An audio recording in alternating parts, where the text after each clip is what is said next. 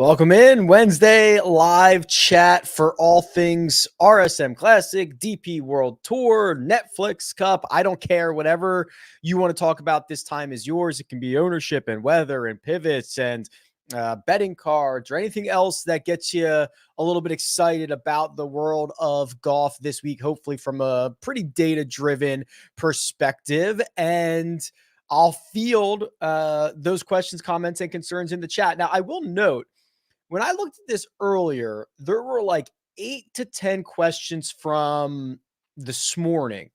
I don't see those anymore. Now the first question comes from just like 20 minutes ago. So if you came early and dropped a question, I apologize. I did see that there were questions earlier. I cannot see them right now, so I can't bring them into the show, and I can't. I don't remember what they were, so I'm not going to be able to answer them. So you go ahead and drop them again. Give everybody time to get settled in here, and we'll start where we normally do. I think it's logical to just get the weather conversation out of the way and also loop that into the fact that there are 2 different courses this week. So we'll do the weather, then we'll do that $1 billion question that I know everybody is thinking about. So weather, Thursday and Friday look pretty wet. In fact, it looks like it's raining, or there's rain in the forecast for today, Wednesday, and a half an inch on Thursday. That's a lot of rain. Chances for AM showers on Friday, but not a ton of accumulation. You look at what the wind is doing, and it's basically between 9 and 14 miles an hour all day long, maybe a little lighter in the morning on Thursday, maybe a little lighter in the morning on Friday, but it seems to be pretty consistent through those 2 days. The big difference being the rain. Now, here's the $1 billion question that everybody is going to ask, especially because this is a 2-course rotation. Do you want to play the easy course in easy conditions, or do you want to play the easy course in more difficult conditions? I don't know if we have ever gotten to the bottom of this statistically. I think that if you ask most golfers, they would rather have a better opportunity to go as low as possible, which would be the easier setup in easier conditions. So I will lean in that direction until kind of proven otherwise. Again, I don't think it's a huge deal, but I think that that is a little bit better. So if that were the case, right now, looking at this Wednesday afternoon, I think the easiest conditions, and it's kind of close, probably Friday morning. That seems to be less rain, similar winds. So you want guys that are probably starting on the Seaside course on Thursday, and we'll play the Plantation course on Friday, the Plantation course being the easier golf course. The other thing to remind you is there's not really a wave. Because we're split on 2 golf courses, everybody kind of goes off between a 2-hour window. There's not a dedicated morning wave and an afternoon wave like we see at a lot of events on the PGA Tour schedule. So it's mostly just everybody's out within 2 hours over those 2 golf courses. I did also, and I'll cover this as well, load this into the custom model where instead of doing the AM PM wave, you can see the course rotation for each golfer. So if we're looking for guys that are playing the Seaside course first, by their salary, that would be Russell Henley, JT Poston, Matt Kuchar, Adam Svensson, Billy Horschel, so on and so forth down the list. The way that this custom model is set up is to allow the way that this column is set up, this field is set up, is to allow you to choose golfers based on wave, but I've repurposed it this week to do it based on golf course. So what you in theory could do, if you said, I want 6 golfers from it's PM only, would be Plantation course on Friday. So think of it this way. Instead this normally would say AM / PM. So if you clicked AM, it would be those guys who go AM first. Now it just says SS Seaside / Plantation. So that's basically AM PM. So if you want Plantation on Friday, you want PM. And that would be, so you could say PM only, give me, just to show you how this will work, give me a lineup of 6 guys who are going to play the PM only. There they are, right? Your Eric Cole. I didn't put anything else into that lineup, but that's guys that are going to play PM only. Did I do that right? Or did I screw this up? Where's Eric Cole? Eric Cole is Plantation Seaside. So that would be PM only. See, I might have screwed this up. I might have to. If I did screw this up, I'll flip it around. Okay, I think I'm gonna have to flip it around. My bad. I outsmarted myself. So by the time we're off the show, I'll correct this, but it'll work that way, right? AM PM will be PLSS. I'll fix it. We'll get it taken care of. That's on me. My bad. Okay. What's up, Rick? Can we get a list of guys who don't mind getting a little wet? Oh boy. I don't know how I would show you this. I mean, here's the cheat sheet, rickrungood.com. There is not a way to look at this and say, who likes to get a little bit wet? I'm not even going to speculate there. I can't quantify that. Do you have a card for the DP World Tour Championship? I do. It's small, pretty small card this week in general. And again, just don't bet who I bet. Go bet whoever you want. But I've settled on, for the RSM Classic, JT Poston, Billy Horschel, Davis Thompson at 30, 40, and 60 to 1. That's where I went with those three at the RSM Classic. And then for DP World Tour, Victor, who I bet every time he tees it up, and then I bet Tom Kim, and I got him at 25 to 1. Those were the two bets that I made across the two tours this week. Hey, Ray, can you help me decide between Carson Young and Tyler Duncan? Sure. So I know what Carson Young has been up to. Let's get a better look at what Tyler Duncan has been up to. This is my website, rickrungood.com. 16th at Sanderson Farms, 18th at Shriners. He's played here, missed his last 3 cuts, but he won this event in 2019. The advanced metrics are decent. He is one of these accuracy over distance golfers. Does he putt it well enough? Does he score well enough? I'm like a 5.5 out of 10. I think compared to Carson Young, I think I'd lean Carson Young. Carson might be a little I like the upside that he provides, right? The ability to go and finish inside the top 20, inside the top 10 when things are going right. It's a little bit more volatile in my opinion than Tyler Duncan is, but I think he's just a better player in nature. Hey, Rick, what will your schedule be like for the next 6 weeks with only one event until next season? Okay, so this is a good question. The one event I think you're referring to, Oliver, is the Hero World Challenge, which is not next week. It's the week after. So that's technically like the only PGA Tour-ish event, but the DP World Tour goes nuts, right? So they have an event this week, DP World Tour Championship. Then starting next week, they have 2 events next week. And one of them's a pretty big one, the Fortinet, the Australian PGA Championship. That's a pretty massive event. Cam Smith's won that one. And the Joe Berg Open. Okay, so there's 2 events next week. Then there's 2 events the following week. Then there's 2 events the week after that. So there are 6. Oh, no, I'm sorry. I think it's 2, 2, 1, 1. So there are 6 events over the next 4 weeks on the DP World Tour, plus a Hero World Challenge event, plus anything that pops up, right? I mean, sometimes we get like these weird little matches. Maybe I'll have something for the Grant Thornton, whatever. I don't know. But there is a lot of golf to be played. The other thing is a lot of updates to the front end of rickrungood.com, the back end of rickrungood.com. The things that you'll see will be some new and some updated, some better functioning tools. The things you probably won't see will be a lot of data work in the background. I'm going to release, knock on wood, the one and done situation / platform for 2024. I will release, again, knock on wood, hopefully a new communication system for the community. And I've got a couple other projects in mind as well. So it'll be a very, very busy 6 weeks. This is the time where I just get to put my hood up, close the windows, put the AirPods in, and just like get in front of a computer and not have to worry about anything else. Dan says, is it worth looking at how players do historically off layoffs as a predictor?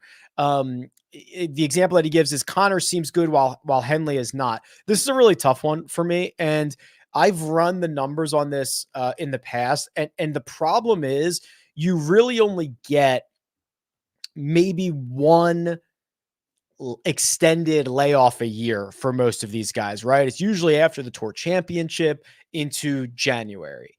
And that's really the one extent. So you get a sample size of like 1 per year where you grade these guys on whatever they do in that first event or second event. And I don't think that's necessarily fair. I don't think it's great data-wise because who knows why they played poorly or why they played well. Was it because they had the extended layoff? Was it because they were well rested? They were able to get with their coach?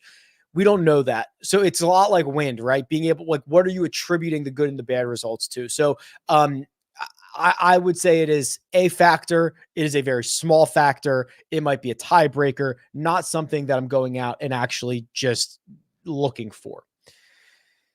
Any way to quantify Chris Kirk's recent form and what did he struggle with in Cabo? So we're not going to get the breakdown of strokes gained in Cabo, but he lost 5 strokes to the field. It's the second time in his last 4 starts that he's lost at least 4.5 strokes to the field. It's the 4th time in 5 starts he's lost strokes to the field in general.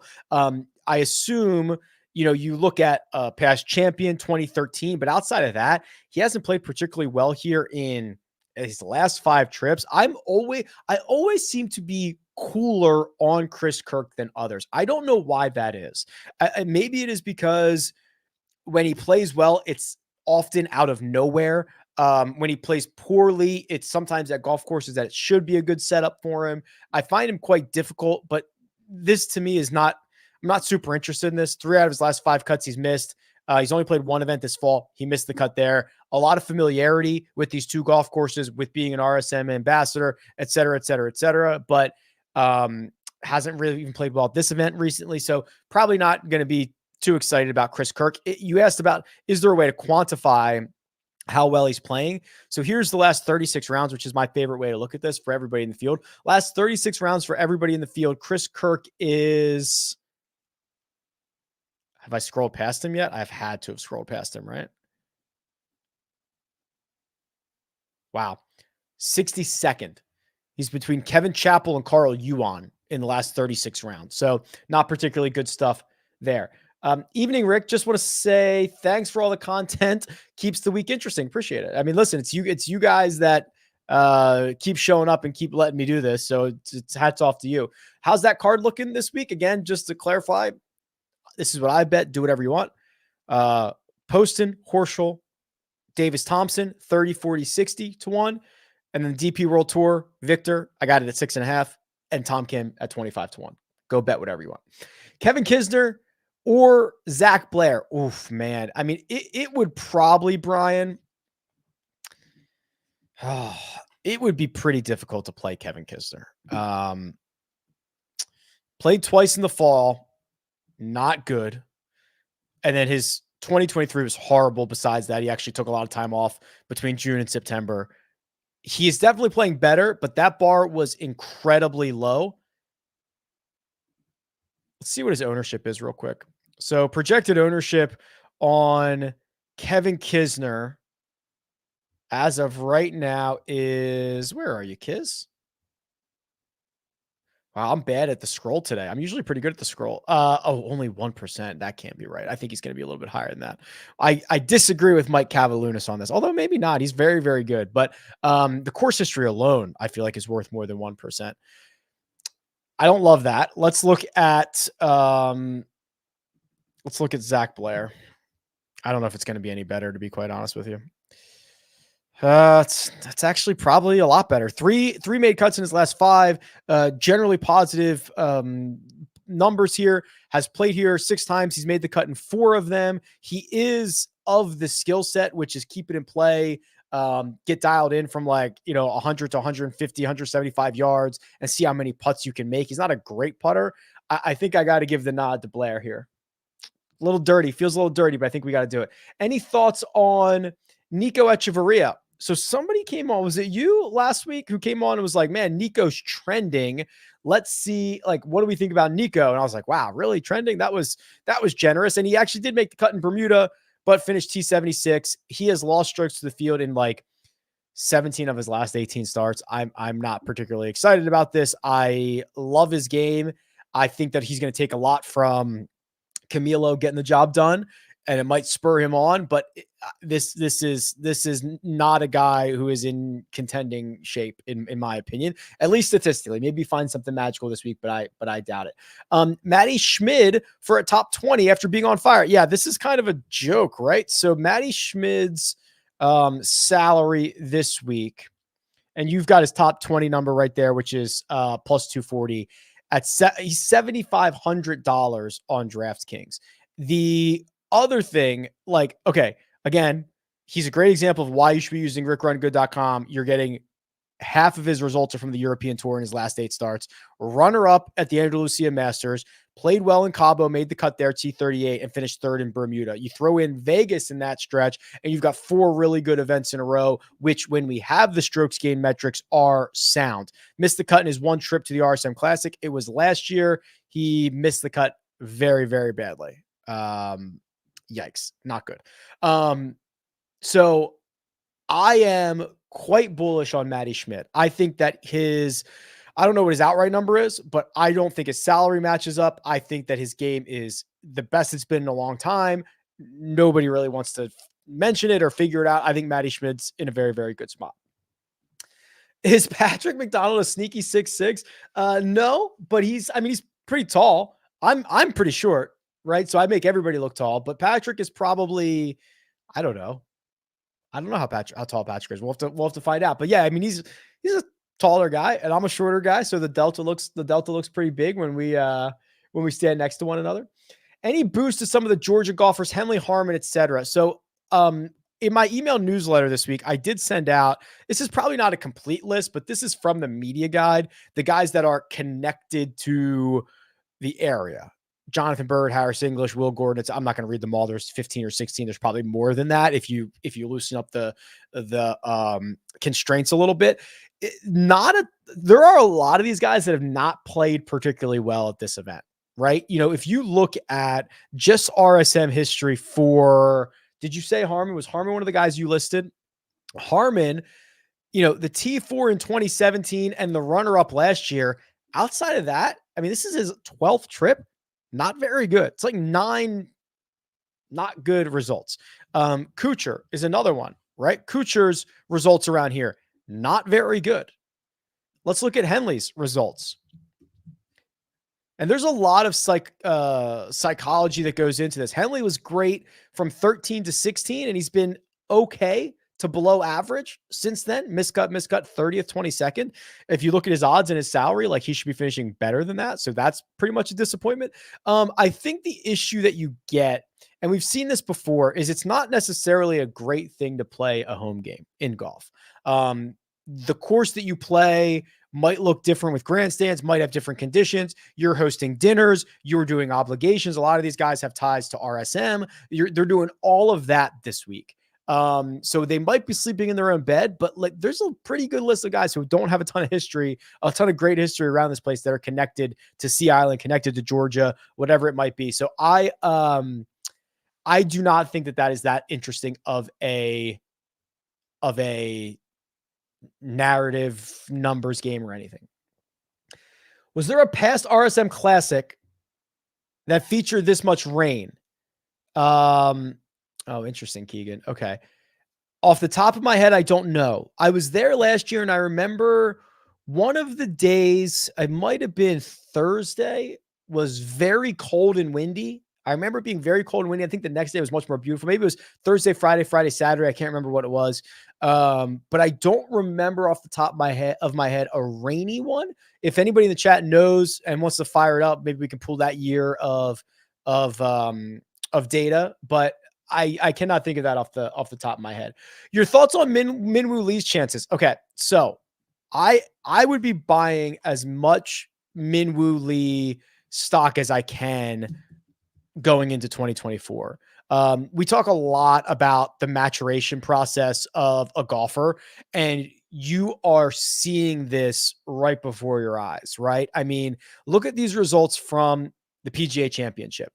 A ton of top 20s, a ton of top 10s all over the world, all over different tours, a ton of different golf courses. He won on the Asian Tour in mid-October, a month ago. He finished 6th at the Zozo. You look at his major championship record, continues to pile up top 20s in majors. You start throwing in some of the bigger events, like this signature event, the Travelers T9. I already showed you the US Open T5, T6 at the Players. Abu Dhabi last year, at the beginning of this year, T2. I mean, he can play in big time events, and he is the modern golfer, right? I'm not going to compare him to Rory, but the efficiency in his game, the efficiency in his swing to get as much power and torque as he does in his frame is incredible. If you ever get to see it in person, I highly recommend it. So I'm buying as much Min-Woo Lee stock as I possibly can at the moment. If you look at the last 36 rounds for everybody in the DP World Tour field, and this is raw strokes gained, we can weight it if you want, but it is Rory McIlroy gaining 2.3 strokes per round in the last 36. We know how good he has been. Viktor Hovland, 2.2. Those two are by far head and shoulders above the rest of the field in strokes gained. And then Min-Woo Lee is third. So I'm telling you, it is really, really splendid what he's doing right now. Let's look at the weighted numbers. He might get a boost on this, not against Rory and Victor, but he plays well. I mean, yeah, even if you go the weighted stuff where he gets a knock because he wins, not a knock because he wins on the Asian tour, but it's not nearly as good as winning anywhere else. He's 11th in this field in weighted strokes gained. And it's just, this kid is about to go nuts. Love what he's up to. A question here about Sam Ryder. Let's do a little bit of a deeper dive on Sam. And I think he has, correct me if I'm wrong, maybe he's had one good year here, but I thought he struggled. Yeah. Okay. That's what I was thinking. This is kind of the problem. When you are Sam Ryder, who I regard fairly high, especially in some of these weaker field events, and your history, and you have not missed an event for 6 years, and you come here and you've gone T61, miscut. Boy, that's problematic. There just might be something about this place across both golf courses that does not fit Sam Ryder's game. That is obviously a narrative that I'm throwing out there because I regard him very well. The recent form coming in is great, but 6 starts for a guy that I think is like maybe the 25th best player in this field. 6 starts at this golf course. To make the cut once, and it was a T61, is terrifying. So what I will likely do here is just kind of sit on my hands for Sam this week and just catch back up with him, when we get to the early part of the schedule next year. I think he's going to be just fine. He played well on the West Coast, or at least played well at Torrey Pines last year. If we want to, I don't need to get access to Sam this week. Random deep dive on Aaron Baddeley. Okay. So let's find out. Aaron Baddeley's played here 9 times. This will be his 10th trip. He's missed the cut 3 times. His best finish is a T39. So this is all pretty sour stuff. He has lost strokes ball striking in all 9. He has even struggled with the putter since 2015, which is a little bit surprising considering that's his superpower. You're looking at his recent results here. Finishes in the top third of the field at the Zozo Championship. Had that one good start, T7 at 3M. I mean, this is kind of fool's goldie to me, right? It's like even his good results are not all that good. They're not all that recent. He's relying on the putter, and he's going to a place in which he has not putted well since 2014. That's pretty concerning to me. Smash the like button, says DFS Chef. Always a good idea. As the week progressed, who have you cooled on and who have you warmed up at? Who have you warmed up on? Okay, so let's look through this. There was somebody that I thought, I've really warmed on Billy Horschel. And I was pretty high on him on Monday, but seeing him check in at 8%, thrilled with that. No problem there. I've warmed on, let's see who else. There's got to be somebody else here. I've unfortunately cooled on Taylor Pendrith. I love Taylor Pendrith. I think he's phenomenal. He should not be 4 times the ownership as everybody else in this range here. He just should not in the 7K range. So unfortunately, maybe I'll go back and fire a bet off on Pendrith. I don't know what number I can get on him right now, but he's probably not going to make a lot of my DFS lineups. Trying to see who else I could get behind and warm on, like a $9,200 Justin Suh, who's garnering 12% ownership. There's a lot of stuff we don't know about the state of his game because his two good finishes this fall, the 10th and the 4th, we didn't have the strokes gain breakdown. Based on what we know from Justin Suh, we can assume he putted well. Maybe he hit it like he did at the Omega European Masters. I think it's actually Omega, right? Isn't that how the watch people pronounce it? Fortinet Championship, he gained 7 strokes ball striking there. I could buy Justin Suh here. Oh God, I know it's early, but who are you picking to win the 4 majors next year? You're right, it's early. Let's get past the RSM Classic. But if you made me pick, I'm getting this really bizarre Justin Thomas winning the Masters thing. Okay, so I was very down on Justin Thomas this year. And I think for the most part, I was rewarded with that sentiment. I think we're starting to see real progression.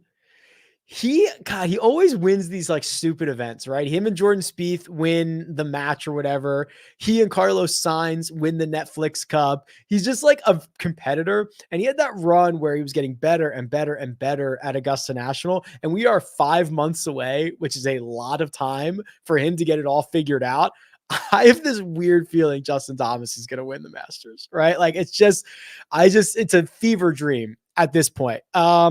Where are we going after that? We're going to Pinehurst for the US Open. God, I mean, I can't imagine another year goes by without Rory winning one, but we've done that 8 years in a row. I can't imagine a year going by without Victor winning one in the state that he's in. So it's just like, there's too many guys, but if like JT at the Masters feels like it's coming. Is George Bryan Weird Al Yankovic's son? I'm assuming that is based on his looks. He kind of does look like him. That's not a bad call. Vincent Whaley, right, Barry? So the question is Vincent Whaley, Adam Long, or Sam Ryder? Are we? I mean, everyone's paying attention to this, right? If you've been watching the live chats and the Rick Run Your YouTube channel, this guy Vincent Whaley has made an appearance seemingly every single week for a while now. I mean, 6 straight strong events. 5 of them were really good. An 8th place in Bermuda, a 6th at the Boise Open, a top 15 in Las Vegas, playing with a lot of confidence. The advanced metrics have turned around significantly. He's played here 3 times. The last was in 2021, so he didn't play it last year. Not good results, but this is the best golf that he's played in quite some time. Give me the whale. Give me Vincent Whaley. Hey, Rick, doing a Georgia Bulldog DFS stack. Are they the best college program for producing PGA Tour players? Oof, no. Oklahoma State, right? I mean, Oklahoma State is a pipeline to professional golf. PGA Tour, ton of Korn Ferry Tour guys. I mean, I don't even know where. Ricky, Victor Hovland, Taylor Gooch, Charles Howell III. Oh my God, there are Wyndham Clark, right? I mean, there's a million Oklahoma State guys. Arizona State does a pretty good job. University of Texas does a pretty good job. Jordan Spieth, Scotty Scheffler, the Cootie brothers. Georgia's pretty good. They might be like top 6, but I do not think they're the best. Carl Yuan has been money for me, and another good week last week. All right. Here's the Carl Yuan convo. 4th place in Bermuda, 6th in Jackson. He's had a pretty decent fall. This is what I worry about right here. So the way that you can get in trouble around these 2 golf courses, and you can see it on the regression model as well, is by getting wayward off the tee. There's water in play on holes. You can get blocked out by trees. It is not necessarily a power as much as a precision conversation. And you can see it not only in driving accuracy being the 6th, only 5 other courses in which driving accuracy is more important, but distance from edge of fairway, left rough tendency, driving accuracy, right rough tendency. These are all no opinion in this whatsoever, all much highly correlated to success than those same stats at other golf courses. And when you get all of those are driving accuracy stats, then you go back to Carl Yuan and you go, holy crap, this guy's entire game is distance, 26th on tour. no accuracy, 162nd on tour. That's worry number one. Worry number two is that he doesn't putt well enough to win around here. Worry number three is he doesn't score well enough to win around here. Worry number four is that if he gets into contention like he did in Bermuda and he just blows one off the face of the earth, right? Which is what stopped him from winning that golf tournament. So, love Carl, love the game, love the style. I don't think it's here. Anyone stand out for showdown tomorrow? So the way that I would do this is kind of a couple ways. So I would go to the power rankings here. I would go to strokes gained distribution. I would go to the last 50 rounds and put a minimum of, 35 rounds in. Sort by guys who gain 4 or 5 strokes to the field more frequently than their peers, and see if you can find some guys in this way. Ludwig, Billy Horschel, Cam Young, Grayson Murray. Grayson Murray is a phenomenal high upside, high reward, or high risk, high reward player. And he does it with big rounds. He's won twice in his last, 12 starts. Now they're both on the Korn Ferry Tour, but who cares? Justin Suh, Nicholas Lindheim, Stuart Sink, Ben Coles. These are guys that can get hot for a round at a time. To put this into perspective, Stuart Sink's ceiling is basically, single round ceiling is basically Denny McCarthy, Corey Connors, Brian Harmon. Stuart Sink's floor is basically Ben Griffin, Andrew Novak, Marty Dow, right? So that range is kind of what you want in showdown, because you're going to get a much better price on him than you are on a Ludwig, and you're just hoping to get the get that high upside round. Rick, need help. Stat. What do you think about Lindheim for a top 20? Yeah, so let's look him up, because he was super compelling earlier this year because he had few events, but the few events that he was playing, he was absolutely crushing. And again, we still haven't seen him in a month. We haven't seen him since Las Vegas, and it's hard to argue with what he did there. So now this fall, we've got 2 starts from him, a 43rd and a 28th. You go back to the end of his season for Korn Ferry, and he played sparingly because I think he was dealing with a back injury, right? Had missed some time, I think, here from April to June. And then I think he was probably protecting it because he didn't play all that frequently after. Let's look at his history around the RSM Classic just to see. He hasn't played here since 2018. I would throw all of this away. Yeah, I'm pretty warm, right? I think when he plays well. This is like 10 events in a row, 12 events in a row. He's gained strokes to the field across the PGA Korn Ferry Tour. Fire him up. Good luck. Hit the like button for our top PGA DFS grinder. Oh, thank you, Aaron. Aaron, actually, is it you or a different Aaron? I think it's you. This is going to be weird, but it's weird that you popped up here. I've been thinking about you, Aaron. Yeah. Because if it's the you that I'm thinking of, I'm working on something for one and done next year. So assuming you've played in one of my one and dones before, it's you that I'm thinking about.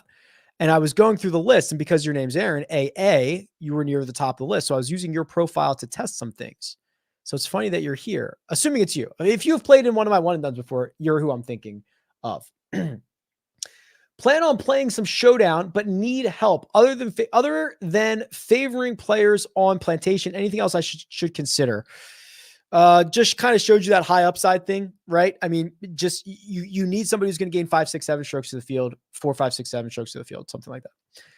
How did your PGA bets DFS go this year?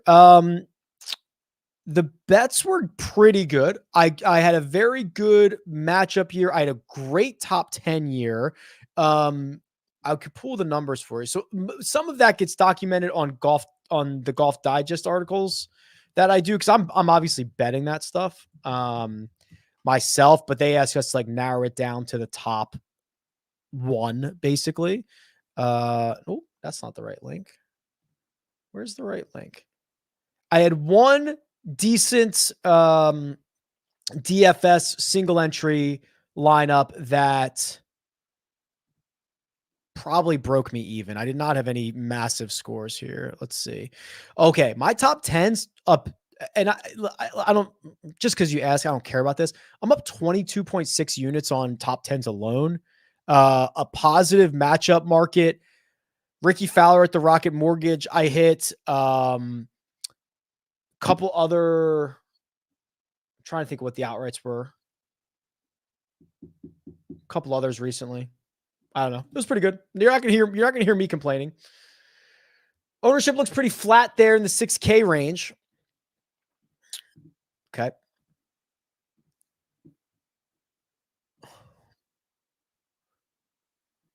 Who is your favorite play from there? Carson Young. I think Will Gordon. Absolutely. I think we have to take seriously. Talked about Grayson Young. I wouldn't mind Austin Smotherman. I wouldn't mind Austin Cook. Those are almost certainly my top 5. If you want me to dive deeper into them, just really, really quick. Will Gordon, again, very low bar, playing great golf right now. 21st, 15th, his last 2 starts. He has 2 top 15s in his last 3 trips to this course. Incredibly talented. And then I'll show you Austin Cook has won this event before.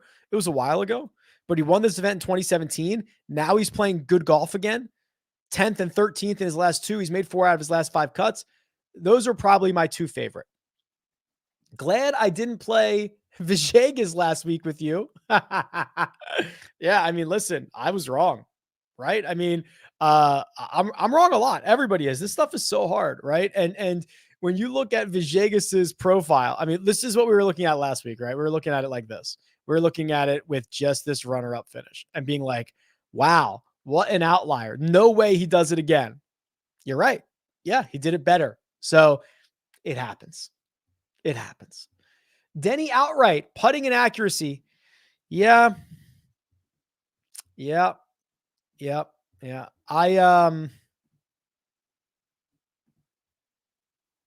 didn't get there. Obviously, I told you who I bet. I want to see what his current number is, because this is kind of one of those weird things where I think Denny, we saw it at the Memorial, we saw it at the Travelers, we saw it at the John Deere. I think he's pretty live a lot of places. So I hate the idea of betting him. Well, I mean, 33 is actually longer than I thought he was going to be. I thought he was like 25-1. At 33, when I think he can win at 40, 50, 60 in some of these events because he's got that approach. He's got that approach in putting. So I didn't get there. Might burn me. Probably the guy that I'm most afraid of.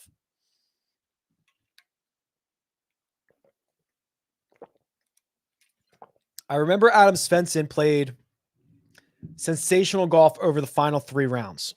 Okay. Can he repeat? So I've been on the record basically saying for 6 weeks that Adam Svensson's going to win this event. Not as excited now. I wish he played a little bit better at the Zozo, a little bit better in Cabo, but this is a fantastic stat profile. Fantastic. It's exactly how you win this golf tournament. So I guess I should actually go bet him, right? I was worried about, let's see what number. I'm going to bet him right now. 40-1. So I'm going to have a fourth wager here.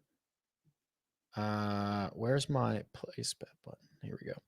So I'm going to have a fourth wager. I'm going to have 30, 40, 40, 60. Poston, Horschel Svensson, Davis Thompson. Good luck. Does George Bryan get a sponsor exemption? He didn't get one, right? Unless I missed it. I was at the Win all day yesterday. No, Wes is in the field. George is not in the field. Yeah. So no, he did not get a sponsor's invite. He might get more moving forward. Ricker, Batia or bust. Hell yeah, baby. I agree with this. Right. I mean, so I throw Brendan Todd. Oh, I got to show you guys one other thing in a second. I throw Brendan Todd and Akshay Bhatia into the same category here. I liked them last week. They played well enough. There's no reason to disregard them this week. Go back to Akshay. Go back to Brendan Todd. Get jiggy with it. Right? You haven't heard that in a while. Real quick, I do have a contest on Splash, which I'm going to very quickly enter my lineup right now. and it's just one guy from each tier. So here we go. Tier 1, all the big boys. I'm going with Ludwig. I almost clicked post it. Tier 2, here is where I will use Denny. Tier 3, Svensson, I think, is by far the best player in this field, or in that tier. 4 is Billy. I'm going to roll with Billy. 5, Davis Thompson, obviously, though I wouldn't mind Chesson Hadley, either. And then tier 6 is actually pretty tough, but we're going Akshay. That's what that reminded me of. So there we go. There's a link in the description if you want to go play in this contest with us, Little Listeners League. I'll give you a shout out in the newsletter every week. It's try to make a little bit of cash along the way. Hello, Stud. Hello, Greg. Would you rather go with the starting core on DraftKings with the H's or the woo-woo Yuans? So that would be Harmon Henley Horschel or woo-woo Yuan. Definitely Harmon Henley Horschel. Did we get the chalk by range? Maybe. I kind of just probably skimmed through it.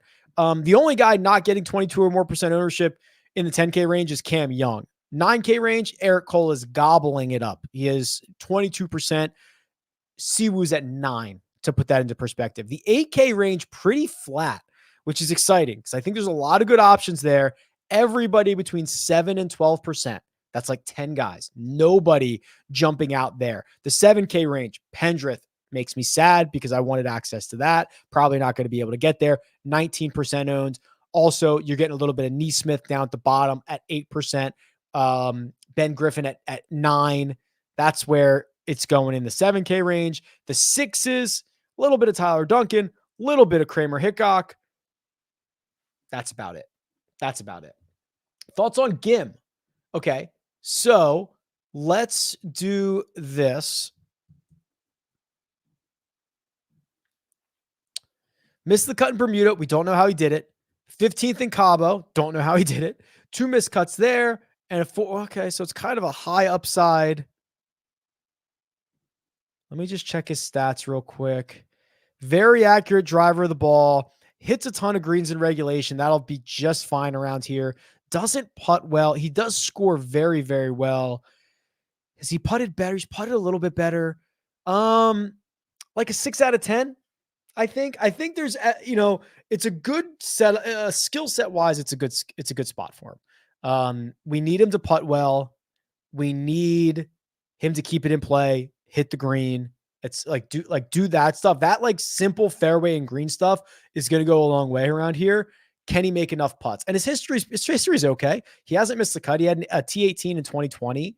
That's his best finish. There's definitely worse guys than that.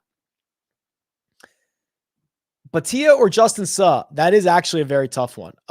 What I'll do is how about this? I don't show this enough. This is one of my favorite tools and I don't show it enough. The head-to-head matchup tool, which actually also has 3 balls in it now. Let's just put these guys against one another, right? So Justin Suh, you can put any 2 guys you want against each other for any number of rounds, and it tells you what the likelihood of one beating the other one is. So what was it? Akshay or Justin Suh? Last 36, which is what I like to use, is Akshay winning about 59% of the time. So 60-40 in favor of Akshay. Don't mind that one single bit. Justin Suh has been a little more consistent. He gains strokes to the field more frequently than Akshay does, but Akshay gains 2 or more, 3 or more frequently. And then Justin Suh nips him on like the very, very high upside stuff. But, I think that's big enough, 59% to say Akshay.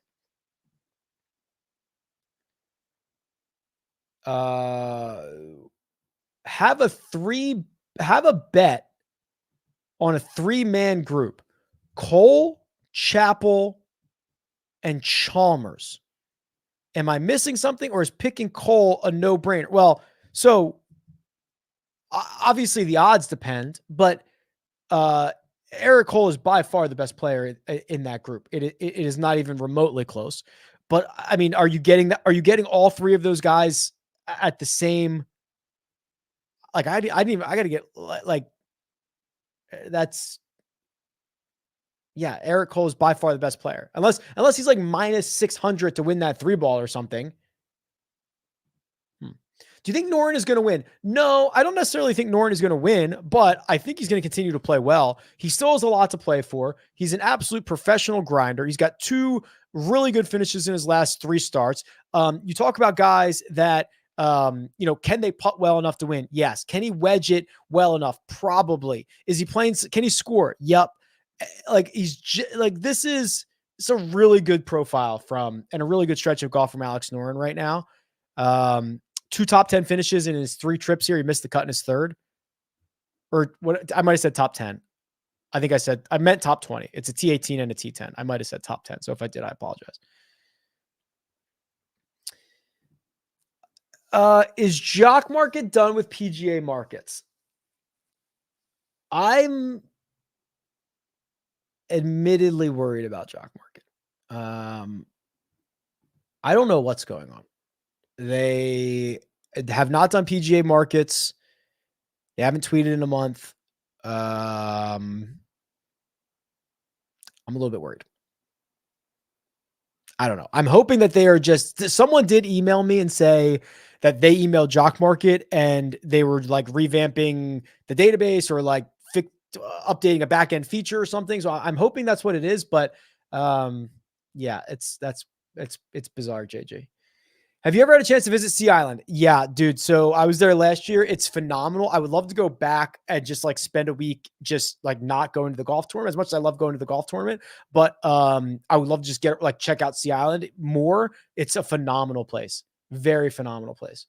Your thoughts on differences between single entry contests and multi-entry contests? I say it a lot, but like the polarization of ownership percentages in single entries just seems to be greater, right? Your highly owned guys are going to be even more highly owned. Multi-entry, in theory, are larger contests. You've got to get a bit more freakier. You're going to have a higher score to win them. Obviously, depends on contest size as well, but it's the gist of it. Show us Luke List for the win. I'm not sure I'm going to be able to do that, but let us try. Top 20 in Bermuda. All over the place here. 3 missed cuts in 7 starts, but 3 top 13s. God.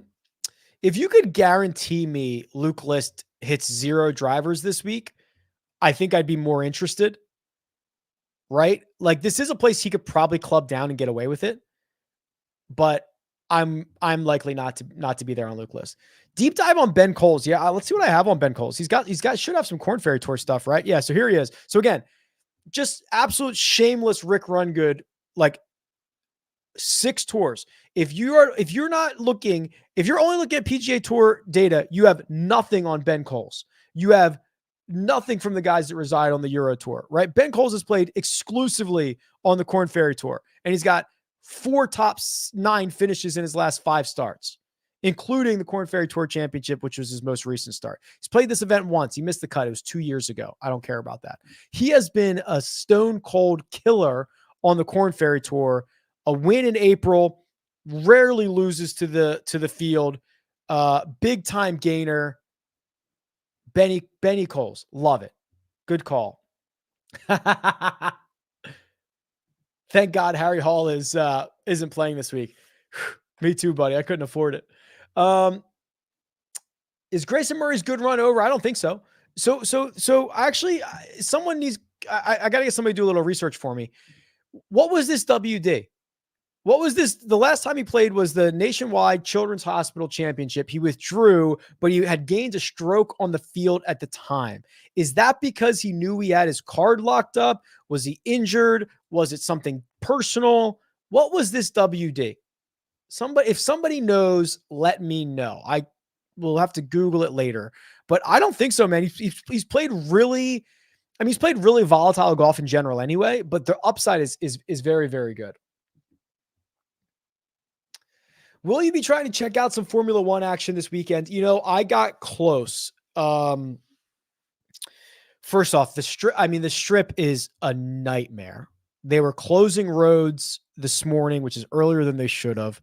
I was obviously down there for there's grandstands ever. It's a sight to behold what the strip looks like right now. It's very clean too. They've done a good job. I was close to buying like a last minute ticket. Prices were coming down.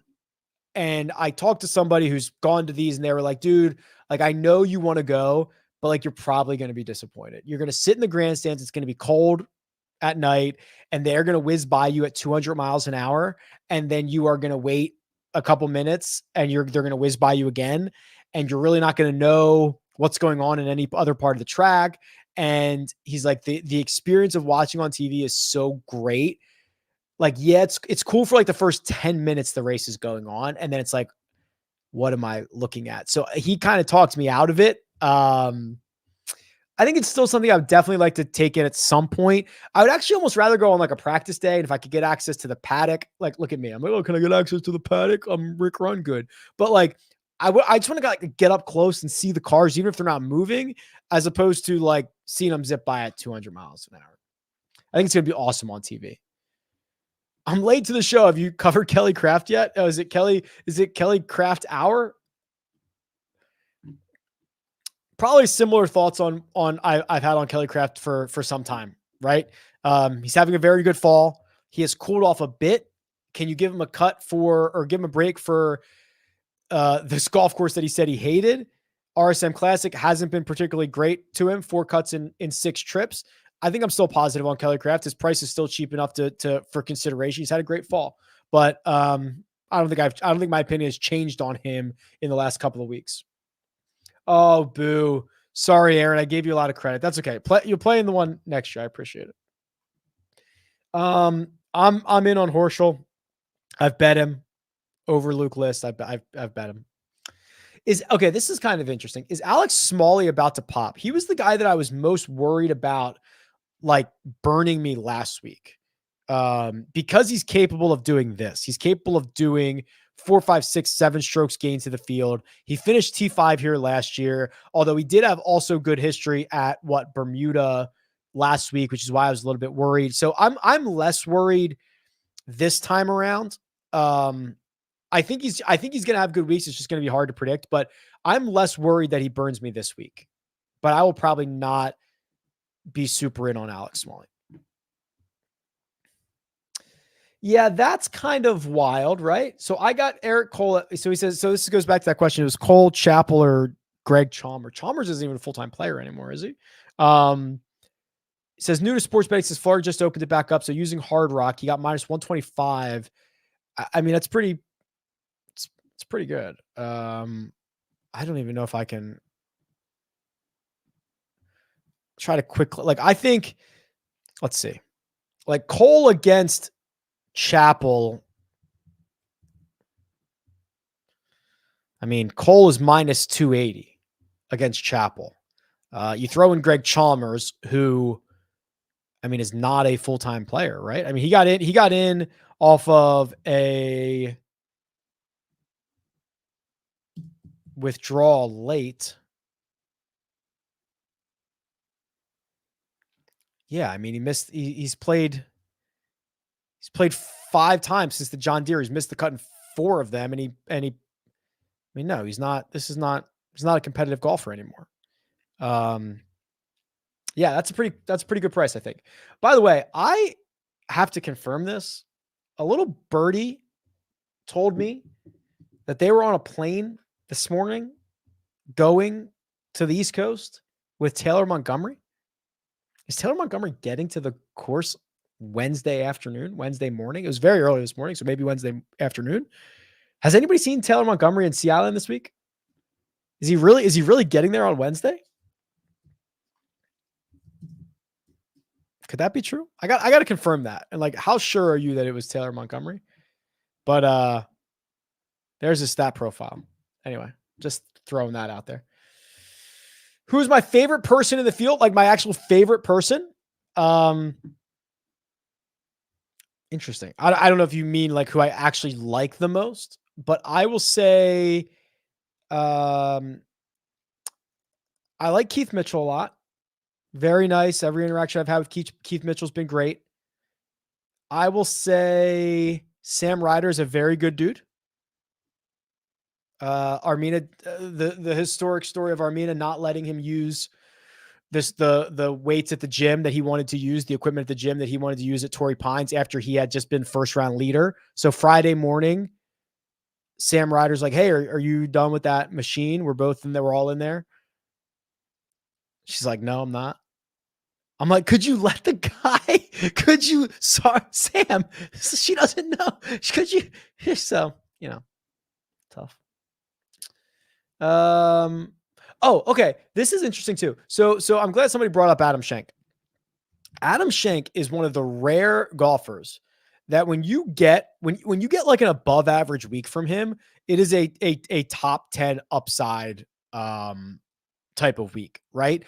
How frequently he gains 3 to 6 strokes on approach, and he turns every single one of them into a top 10. Runner up at Colonial, T7 at Muirfield Village, 7th at Detroit Golf Club, T4 at the John Deere, T6 at FedEx, T9 at Eastlake. That's obviously a smaller field, but like he takes advantage of every single one of those weeks, which is not common. So, yes, he's going to miss a lot of cuts. He's going to finish T51 out of a field of 78, stuff like that. But I really love the Adam Schenk upside. If you get him on a week that he's got his stuff, it is actual contention stuff. Thanks for doing this, Rick. A highlight of my week. I appreciate that. Harris English at 45-1. Yeah, here's another guy with Sea Island ties, right?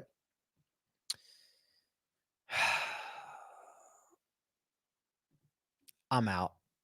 There's a couple of things. Look at Armina. I had to get my reps in. She's so funny. So there's a couple of things that stand out as concerning for me with Harris English.